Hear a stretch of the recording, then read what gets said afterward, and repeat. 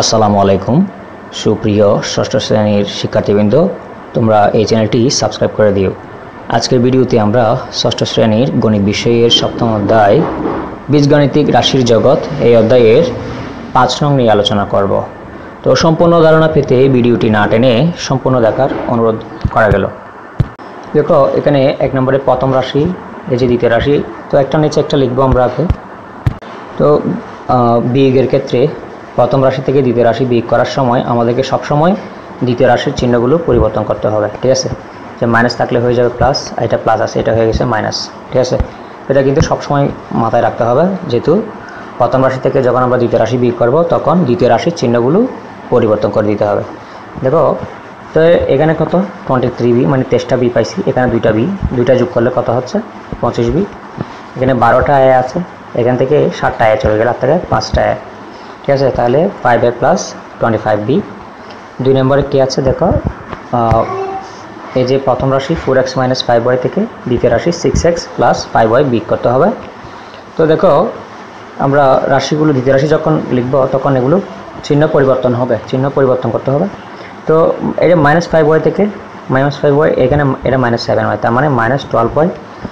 এটা plus 4x থেকে -6x চলে গেল, থেকে -2x। এখন আমরা 3 নম্বর দেখব। দেখো, 3টা রাশি, এই যে 2টা রাশি এখানে লিখছি আমরা, একটা নিচে একটা লিখবা, লেখার পরে যে দ্বিতীয় রাশির চিহ্নগুলো সব পরিবর্তন হয়ে যাবে। যে প্লাসটা মাইনাস হয়ে গেল, এটা মাইনাস হয়ে যাবে, এই যে এটা মাইনাস, এটা প্লাস হয়ে গেল, ঠিক আছে?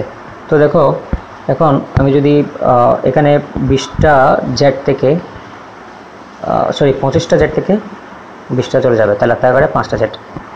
এখানে 5টা ওয়াই থেকে 4টা ওয়াই চলে গেল, থেকে একটা ওয়াই প্লাস ওয়াই, যেহেতু প্লাসের সংখ্যা বড়।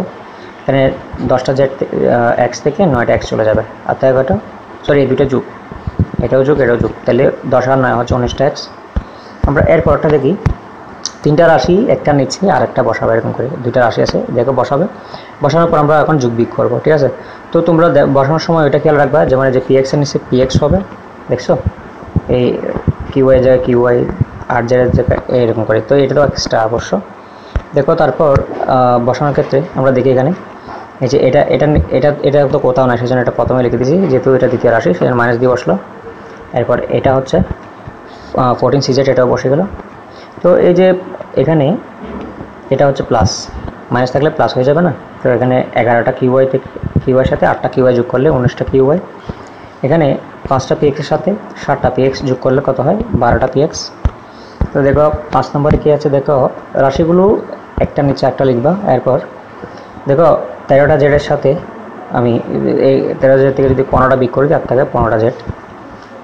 তো 5টা ওয়াই থেকে -5টা ওয়াই, 7টা ওয়াই, 9টা ওয়াই থেকে চলে যাবে, আর থেকে 4টা ওয়াই। আর এখানে 20টা এক্স থেকে 4টা এক্স চলে যাবে, আর থেকে 16টা ওয়াই, 16টা এক্স। তো ভিউয়ার্স, পরবর্তী ভিডিওতে আমরা 6 নং নিয়ে আলোচনা করব। পরীক্ষা সংক্রান্ত আপডেট পেতে চ্যানেলটি সাবস্ক্রাইব করে বেল বাটনটি অন করে দিও। দেখা হবে পরের ভিডিওতে, সে পর্যন্ত ভালো থেকো, ধন্যবাদ।